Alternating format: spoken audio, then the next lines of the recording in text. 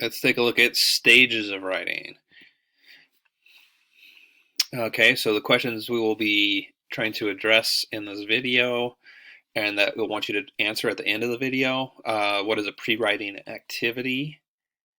Correct order of the stages of writing. The phases of writing development. And which state of writing should you be evaluating clarity of purpose. Okay, sounds good. All right, so before we jump into pre-writing, the correct order of writing is draft, revise, edit, proofread. I believe that was a question, right? Knocking one out right out of the gate. Second bullet point there, correct order of the stages of writing. Again, draft, revise, edit, proofread, right? So you will get that as a question. It's likely, right? And they'll just give you 4 different orders. You got to know the right one.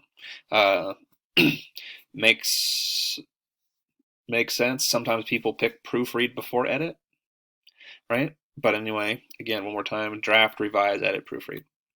Okay, pre-writing.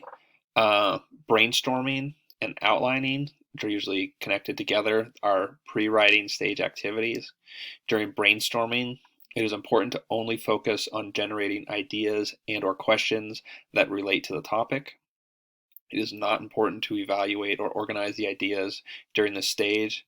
That comes later in the writing process. Clustering is also a type of pre-writing that allows you to explore many ideas as soon as they occur to you. Clustering can seem very similar to brainstorming, so it's important that we differentiate the two. And unlike brainstorming, where ideas are simply listed, in free writing, we write sentences to form a paragraph about whatever comes to mind. Okay, as we look at revising, we got 5 basic things to look at. Revising is more changes such as checking for clarity of purpose. Rereading the draft for organization, logic, and grammar are all part of revising. Editing is the process of making minor changes. Making language more precise or checking examples happens during this editing phase. Proofreading is the final check in making sure punctuation and grammar are correct. And remembering from the correct order, proofread was last, right? After edit, after revise. Charting works well for compare and contrast. A simple 2-column chart often works just fine, right? So with charting, that's the one thing really we want to remember is compare and contrast. And then finally, the thesis is one of the major parts of the paper and is a focus during this revising period.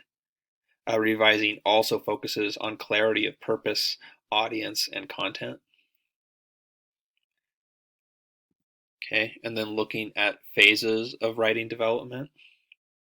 You should be familiar with these phases. Most children begin their writing career by scribbling and drawing. When creating letter-like forms and shapes, children begin to display their understanding that writers use symbols to convey their meaning. With conventional writing and spelling, children spell most words correctly with a reliance on phonics knowledge to spell longer words.